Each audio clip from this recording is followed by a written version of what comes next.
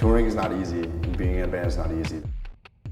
I heard your father helped you out with the recording. Yeah, when we were set to do the record, we were waiting on money from Trustkill.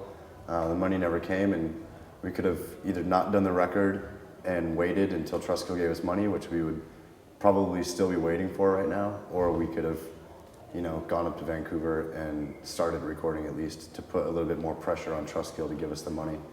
So that's what we decided to do, and the only way that we could do that is if we borrowed money from somebody in one of our families, and my dad was, able to help us out a little bit. So at least get the recording process started, and then while we were up there, we could, have the arguments with Trustkill about actually getting the money for the record.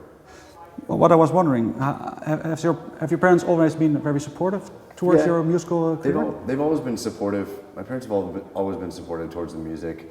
At first they didn't really understand like why I was doing this, or I guess trying to like not go to school and do this instead. But for me, it's always been a passion of mine, and I think they saw that. And I think they saw that it was taking me to different countries and meeting different people and selling records and stuff like that. So it was always good.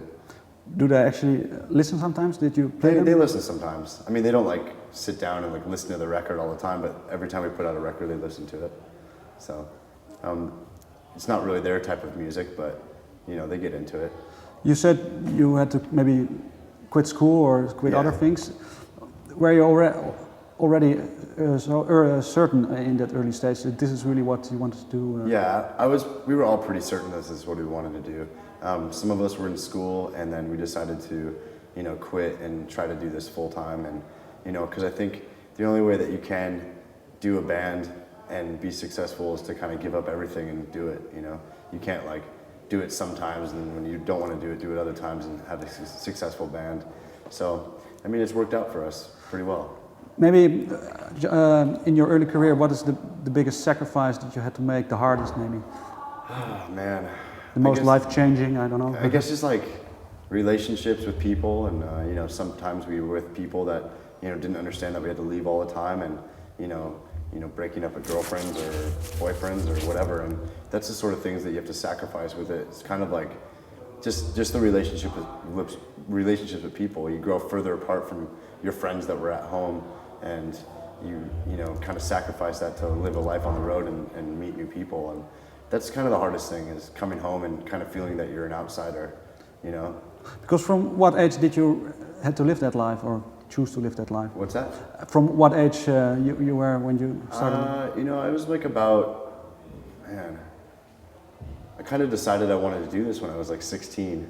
I started touring in my other bands when I was about 17, and then decided that I wanted to do it full time when I was about 20 to 21 years old.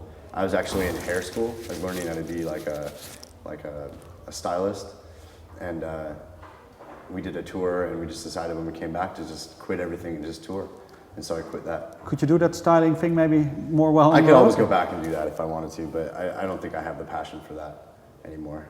It was just a choice out of... I guess it was sort of like a phase that I was sort of in, you know what I mean? I kind of figured, I don't really like reading books about, things that I don't feel I'm going to use in real life, and I'd rather learn about something that I could actually do, so that's why I decided to go to hair school.